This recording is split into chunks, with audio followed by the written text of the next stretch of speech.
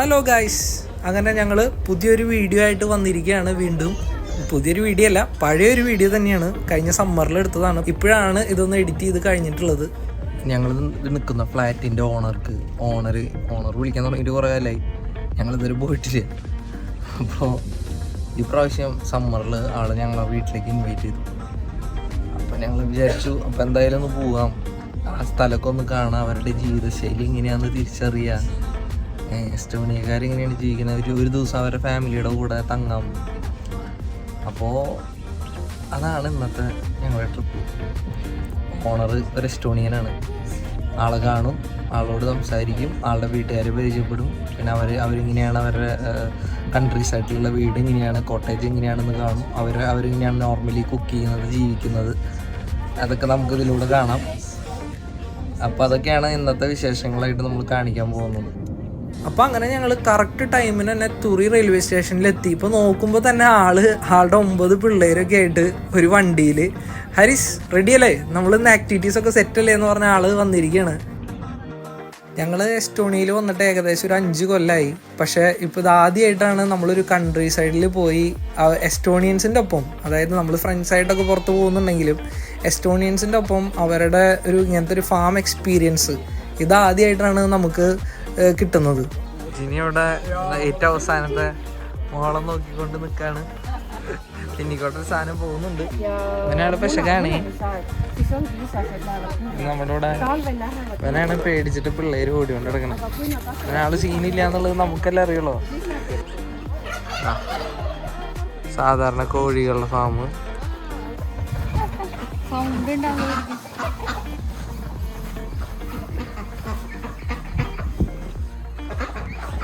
ഇനി ആടെ എങ്ങനെയുണ്ട്? ഒരു മുറ്റനാടില്ല, നമ്മുടെ ഇവിടുത്തെ പോലെ ഒന്നല്ല അല്ലേ?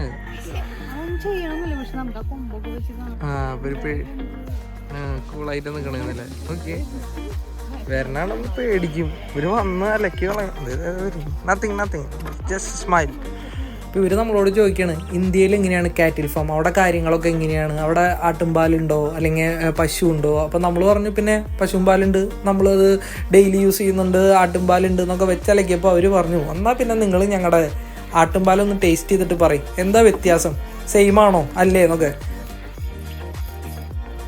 അത് കറന്ന വശം നേരെ ആ പാത്രം കൊണ്ട് ജിനിക്ക് കൊടുത്തു. അപ്പോൾ നമ്മൾ വിചാരിക്കുന്നത് ഇത് കറന്ന് കഴിഞ്ഞിട്ട് ഇവരിത് തിളപ്പിച്ചിട്ടൊക്കെ ആയിരിക്കും തരിക എന്നുള്ളതാണ്. അവർ പറയാൻ കുടിച്ചോ. അങ്ങനെ ജിനിക്ക് കൊടുത്തപ്പോൾ ജിനി വെറുതെ ഒന്ന് ചുണ്ടൊന്ന് മുട്ടിച്ചിട്ട് നല്ല ടേസ്റ്റ് ഉണ്ട് എന്ന് പറഞ്ഞിട്ട് ഈ സാധനം അടുത്ത ആൾക്ക് കൊടുത്തു. പക്ഷെ അവർക്കൊന്നും അങ്ങനത്തെ പ്രശ്നമില്ല കേട്ടോ. അവർ പച്ചപ്പാല് അവർ സുഖമായിട്ട് കുടിച്ച് അവർ എൻജോയ് ചെയ്തു.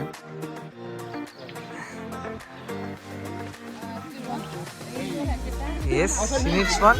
Oh, it's for me. Oh, thank you. Oh, നമ്മുടെ മയിൽപ്പീലിടോ. ഇവര് ഇവിടുത്തെ ഫാമിൽ നിന്ന് കിട്ടിയ നാടൻ മുട്ടകളും ഇവിടെ കൊണ്ടുവച്ചേക്കുക.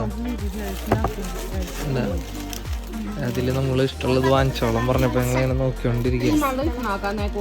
എന്താ ചിനിയത്? ഫാറ്റ് വെച്ചിട്ടാ മിൽക്ക്.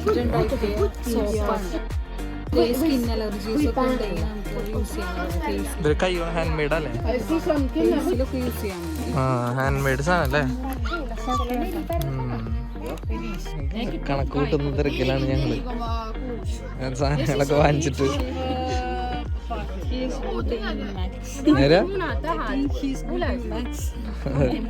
അവിടെ ഒരു 3 ആള് കൂടിയിട്ട് ഒരു പൂച്ചാനെ ഭ്രാന്ത് പിടിപ്പിച്ചോണ്ടിരിക്കുന്നത്.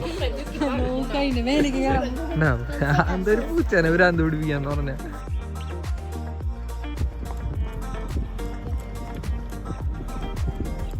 ഞങ്ങളിവിടെ ഒരു ഹോഴ്സ് റൈഡിങ്ങിൻ്റെ ഫാമിലേക്ക് വന്നേക്കാണ്.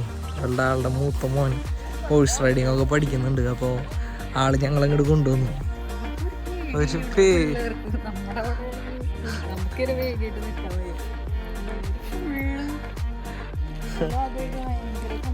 അതെ, ഹോഴ്സിന് തൊട്ടാലും പ്രശ്നമില്ല. അപ്പോൾ കൺട്രി സൈഡും കൂടി ആയ കാരണം ഇവരാരും ഇംഗ്ലീഷ് സംസാരിക്കില്ല, ഇവിടുത്തെ ലോക്കൽസ് അല്ലേ. അപ്പോൾ ഒരു എസ്റ്റോണിയനെ സംസാരിക്കുള്ളൂ. നമുക്ക് ആകെ കമ്മ്യൂണിക്കേറ്റ് ചെയ്യാൻ പറ്റുന്നത് നമ്മുടെ ഓണർ ആറിനയുടെ ഫാമിലി ആയിട്ട് മാത്രമാണ്. അവരുടെ കുട്ടികൾ പോലും ഇംഗ്ലീഷ് സംസാരിക്കില്ല. വളരെ കുറച്ച് വേർഡ്സ് അങ്ങോട്ടും ഇങ്ങോട്ടും പറഞ്ഞാൽ മനസ്സിലാവുന്നല്ലാണ്ട് കംപ്ലീറ്റ്ലി സംസാരിക്കാൻ പറ്റില്ല.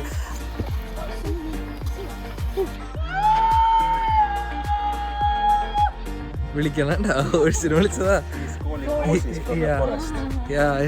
നമ്മൾ വിസിറ്റേഴ്സ് ആയതുകൊണ്ട് നമ്മളൊന്ന് ഈ തുറി എന്ന് പറഞ്ഞിട്ടുള്ള ഈ ഒരു സ്ഥലം മൊത്തത്തിലൊന്ന് ഈ കുതിരവണ്ടിയിലൊന്ന് കൊണ്ട് കാണിക്കാം. നമ്മുടെ നാട്ടിലൊക്കെ ഒരു റൗണ്ട് അടിച്ചിട്ട് വരാന്ന് പറയില്ല, അതുപോലെ ഈ കുതിരവണ്ടിയിൽ റൗണ്ട് അടിക്കാൻ ഞങ്ങളും പിള്ളേരും ആറിനയുടെ വൈഫും ഒക്കെ കൂടി കയറി.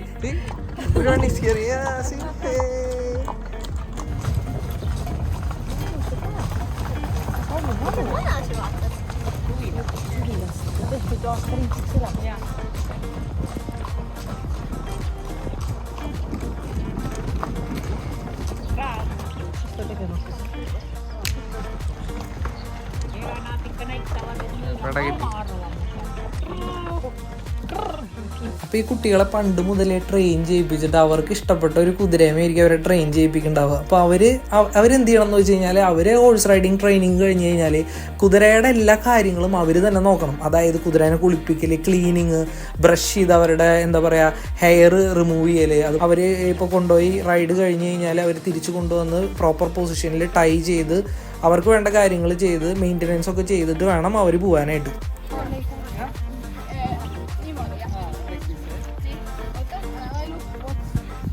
നമ്മൾ ഇവിടം വരെ വന്നിട്ട് ഹോഴ്സ് റൈഡിങ് പോകാണ്ടിരിക്കുന്നത് ശരിയല്ലല്ലോ. അപ്പോൾ വെറും പ്രഹസനം ഞാൻ പൊത്തിപ്പിടിച്ച് കയറി. ജിനിയാണെങ്കിൽ കഴിഞ്ഞ പ്രാവശ്യം ഊട്ടിയെ പോയ സമയത്ത് ഏതോ കുതിരേനെ ഓടിച്ചു എന്നുള്ള എക്സ്പീരിയൻസ് കൊണ്ടാണ് ഇപ്പോൾ ഇങ്ങോട്ട് വന്നിട്ടുള്ളത്.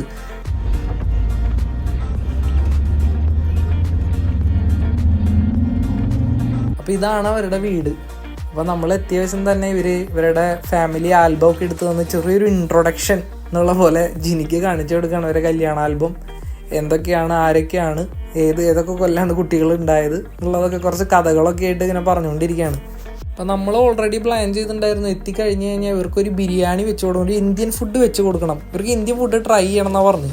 എല്ലാവർക്കും കൊടുത്തപ്പോൾ കുറേ എണ്ണത്തിൻ്റെ മുഖം പോയി, പ്രകാശം നഷ്ടപ്പെട്ടു കുറേ പേരുടെ മുഖത്ത്. അതെന്താണെന്ന് വെച്ച് കഴിഞ്ഞാൽ എരിവ് കൂടുതലാണ്. ഇവർ തീരെ എരിവ് കഴിക്കില്ല, അവർക്ക് അത്ര പോലും എരിവ് പറ്റുന്നില്ല. ഡിന്നർ കഴിഞ്ഞ ദിവസം തന്നെ വന്ന് നമുക്ക് കുറച്ച് ഫാമിലി വീഡിയോസ് കാണാം. അപ്പോൾ പിള്ളേരൊക്കെ വരിയായിട്ട് വന്നിരുന്ന് ഞങ്ങളെല്ലാവരും കൂടി അവരുടെ പഴയ വീഡിയോസൊക്കെ ഇരുന്ന് കണ്ടു. യെസ് ഗായ്സ്, അങ്ങനെ നമ്മുടെ നെക്സ്റ്റ് ഡേ ആയിരിക്കുകയാണ്. ഇന്നാണ് നമ്മുടെ ലാസ്റ്റ് ഡേ തുറിയിൽ. നമ്മൾ നേരെ ട്രെയിൻ പിടിച്ച് ടാലിനിലേക്ക് പോവാണ്.